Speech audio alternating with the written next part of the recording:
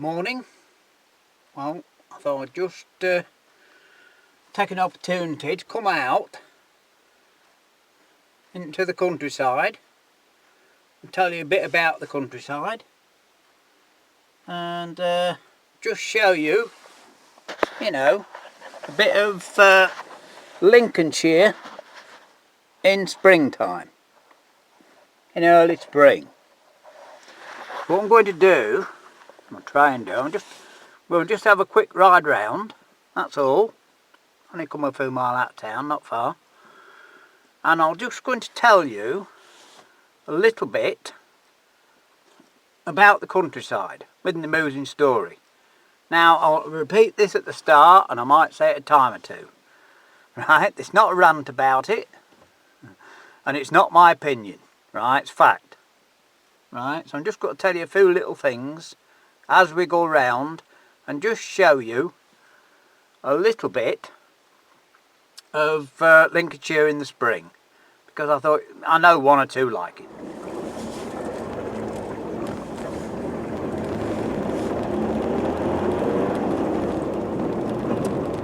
Now, the first thing you should know about Lincolnshire and about the countryside, and this is not against the farmers, it's just fact, right? That a lot of our countryside, farmers and big landowners, they still actually think that they are lord and master over the world. Yeah, we'll put it as the world. Really will. Because it's, well, that's what it is. They really do think that they're lord and master of everything. Right, I'll just start with a little story from home. There's a farmer, big farmer, and his name was, he was nicknamed Big Ed, so and so, won't mention names. And I was, of course, the blacksmith's son, and in this country, to get an education, you have to go to grammar school. To go to grammar school, you have to pass the 11 plus. Well, I did pass the 11 plus, but I didn't go to grammar school because my dad was a blacksmith, and his worker's daughter passed the 11 plus, and he was the local landowner and magistrate. That's fact. So I had to get a manual job, which I wasn't suited to do, and I wore out when I was 43. This is fact. It's not fiction, I'm not making it up, fact. Now, the other thing is, and this is a bit of an amusing story, that on the farm where I grew up, I've told you about and showed you on the skeg video. Well, we had a track bike. It wasn't a motocross road like that, just an old road bike. One day we were riding around the fields and the hunt came across. So of course we naturally joined in. Well, they weren't very happy about this. I just remember my dad was a blacksmith, and that was his winter job, shoeing the horses, keeping the hunt horses shod.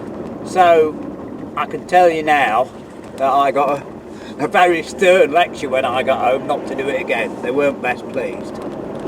Which leads us to why hunting's now been banned.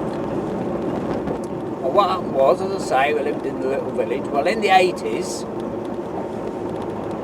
poor old chap, he's struggling, isn't he? In the 80s, the townies started moving to the countryside, and all the little villages are now filled up with townies.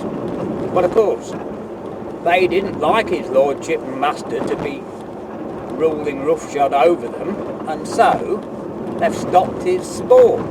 That's what it's about, and I know that's what it's about. I've actually talked to them. When I've seen them, I don't actually know them personally, but I've seen them, and they, had a word with them, the country people, and they agree. So it's nothing to do with animal cruelty at all. Now, of course, the country's overrun with foxes, with all the related problems.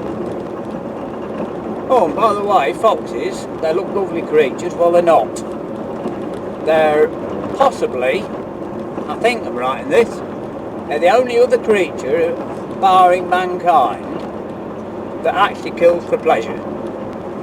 You know, so they're not nice creatures at all. Hence the world sly as a fox. Repeat this just once again. This is not a rant, right? And it's not my opinion. I'm just telling you a few facts about our countryside and trying to bring you out on a nice day and show you just how lovely it is, even in early spring. You know, the leaves won't be coming out for another 3 or 4 weeks yet. Now, another thing about farmers. This is in the 90s, right? A friend of mine, this is a nice small farm. Farmers, of course, they're not all bad, they're not all good. You know, they've got a tough job. And it's hard work, long hours hard work. And most of it is for often little reward. However, in the 90s, a good friend of mine who knew them very well, this small farmer, he got subsidies. I know it's changed since, but he got £500 a week. And I can remember a mate saying to me, well, if you get £500 a week, you know, you don't have to do a lot to earn a living after that, do you? And it's true. Just like the set-aside that was. I don't know what it's like just today, but there was one farmer on television who owned a lot of land, and to not grow crops, right, not to grow crops, to not grow crops, he was paid £200,000, and he actually said that he didn't want it. He said on television, you know, he didn't want it, but he was paid in 1 year £200,000 simply for not growing crops. Well, you don't have to be a genius to know that's not right, do you? Now the other thing, of course, and we'll not make this too long, but the other thing is wind farms. And I've spoken to a lot of people over the years about this. We all know about this. Now, the thing is, we've known since the 1700s, wind energy only worked for about 15-20% of the time. We've known it all the time. It's not a secret, right?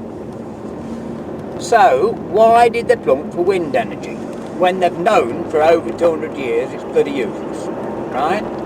Of course, where do you want to live in the world? Well, again, talking of energy, you want to live next to a river.